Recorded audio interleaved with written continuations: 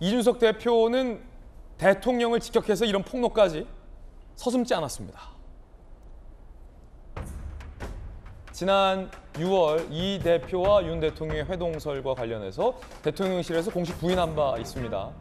그런데 이 대표가 기자회견에서 대통령실 발표로는 대통령은 저를 만나지 않았다지만 저는 대통령께 북한 방송 개방에 대한 진언을 독대해서 한 바가 있다. 대통령실이 거짓말했다. 나는 독대했다. 라고 폭로를 한 겁니다.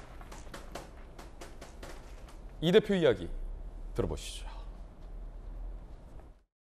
저는 대통령실의 입장에 따르면 저는 6월 12일에 대통령을 만난 적이 없습니다. 뭐 대통령실이 그렇다니까 저는 거기에 대해서 별말 붙이지 않겠습니다. 하지만 저는 그와 상반되게 제 기억으로는 대통령께 독대를 통해 가지고 그런 내용을 전달한 적이 있습니다. 대통령께서 그때 그럼 뭐라고 말씀해 주셨는지 궁금합니다. 그런 것까지 제가 얘기하고 싶지 않습니다. 예. 급기야 정치권에서의 어떤 그 비공개 회동까지 공개를 하며 마치 대통령실이 의도적으로 거짓말을 한 것처럼 이 대표는 폭로를 했습니다. 폭로 내용을 보면 사실 별 내용은 아닙니다. 만났다. 무슨 북한 방송 관련된 독대를 했다라는 내용인데 정치권에서의 비공개 회동을 이 대표가 폭로를 한 겁니다. 그러면서 윤 대통령의 지도력의 위기다라고까지 직격을 한 상황입니다. 김병민 대변인님. 네. 냉철하게 생각해보면 이 대표가 왜 서운한지는 잘 알겠으나 지금 이준석 대표가 직무정지가 안 됐더라면 네. 이 상황이 오지 않았을 텐데 그럼 이 대표가 직무정지가 된 이유는 본인의 성상납 의혹과 증거인멸 의혹 아닙니까? 네.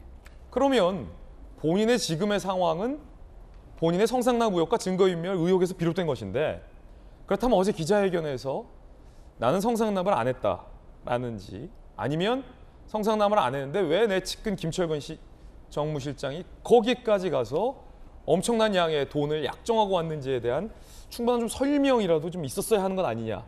오늘 조가신문에 지적이 많습니다. 어떻게 보십니까, 이 대목? 이준석 대표는 그 내용으로 징계를 받고 그리고 임기를 다하지 못한 당 대표로서 정치적 역사의 기록이 남게 되면 이른바 씻을 수 없는 오명을 갖게 되는 거겠죠. 예. 이준석 대표가 본인에게 제기되고 있는 내용들에 대해서는 명쾌하게 설명하지 못했기 때문에 그 당시 윤리위원회에서 6개월 당원권 정지라는 초유의 당대표에 대한 중징계를 받은 것 아닙니까? 예. 근데 그 내용에 대해서 제대로 설명하지 못하게 되니까 오히려 그 뒤로 이준석 대표가 들고 나오게 됐던 프레임은 윤핵관이라고 하는 기성 정치인들이 나를 몰아내기 위해서 이렇게 공격하고 징계하고 당대표를 쫓아낸 듯한 방식으로 계속 연이어 정치 공세를 이어가고 있다는 거죠. 그래서 제가 앞서 설명드렸던 누구를 위해 정치를 하는가. 이준석 대표의 이 같은 모든 행동들을 종합해 보게 됐을 때 대통령 선거 때도 이준석 대표가 정말 정권 교체에 대한 의지가 있는가 이런 생각이 들었습니다. 왜냐하면 정권 교체의 의지가 있다면 선거를 불과 며칠 앞두고 있는 그 중차대한 시기에 당대표가 그런 행동을 한다는 건 상식으로 납득할 수가 없는 일이었거든요. 예. 근데 이준석 대표에게는 정권 교체보다 더 중요한 게 있지 않았나? 그게 뭐냐? 나를 중심으로 하는 정치. 여기에 내가 중심으로 하는 것들이 배제되는 순간 정권 교체가 그렇게 중요한 일이 아닌 것 아닌가? 이런 생각을 갖게 됐고요. 지금 이준석 대표에게는 성공한 정부 그리고 이제 2년도 채 남지 않는 총선에서 정말 당과 그리고 정부가 혼연이 돼서 열심히 노력한 다음 지금 완전히 기울어져 있는 국회의 의석들을 변화시키기 위한 그 노력들 이런 것도 별로 중요해 보이지가 않습니다. 본인에게 제기되고 있는 6개월 당원권 정지 오명, 본인에게는 오명이라고 할 텐데 그리고 이를 통해서 나타나고 있는 많은 의혹들 그대로 경찰 수사가 진행돼서 기소될지도 모르는데 이 모든 건 다 권력과 맞서 싸운 나를 탄압하기 위한 것이야 라는 프레임을 잡아가는 오로지 이준석 개인에 대한 개인 정치 딱 한 가지가 남은 것이 아닌가 생각이 드는데요.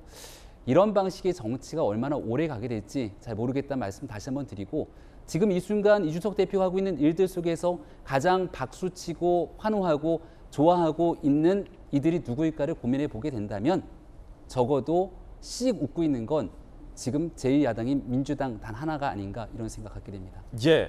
대통령이 나에 대해서 이 삐, 저 삐 했는데 난 참았다.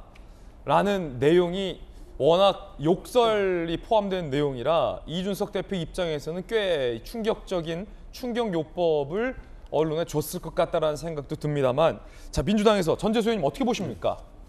우리 김병민 대변인께서 지금 이 상황을 씩 웃고 있는 것은 민주당이 아니겠느냐 예. 이 말씀을 하셨는데 그렇지는 않습니다. 그렇지 않다.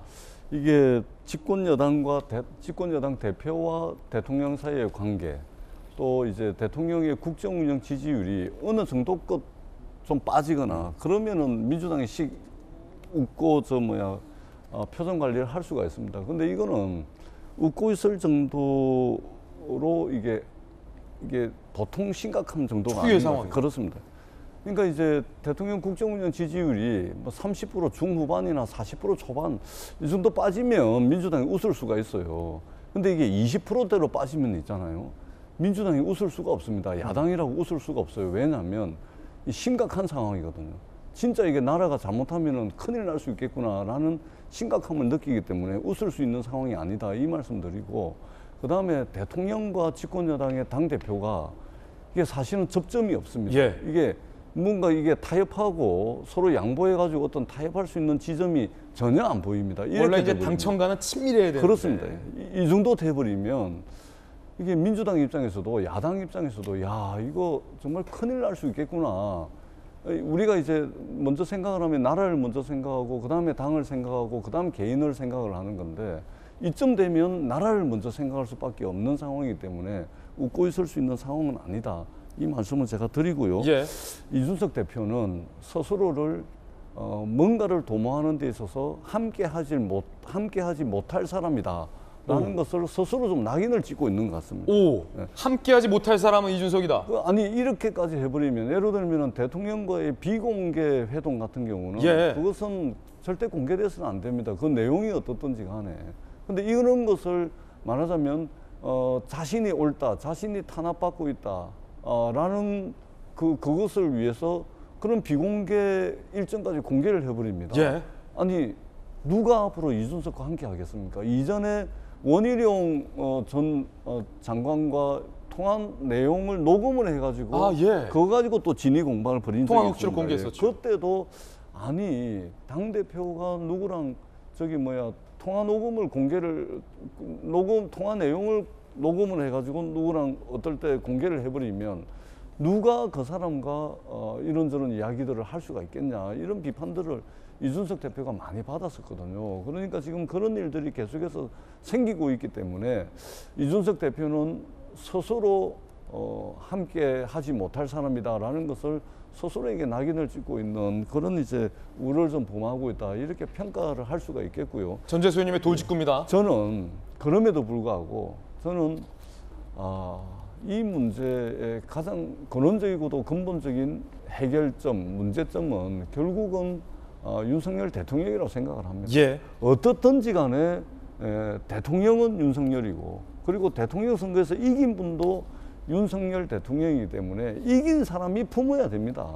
아무리 마음에 안 들어도, 그리고 무슨 일이 있어도 결국은 이긴 사람, 그 다음에 동원할 수 있는 자원, 권력이 많은 사람이 품지 않으면 결국은 안 되는 겁니다. 그런 측면에서 대통령 그리고 선거에서 승리하신 분이 더 넓은 포용력을 가지고 안을 수 있는 방법이 무엇이 있을까? 예. 이걸 저는 고민을 해야 된다고 생각을 합니다.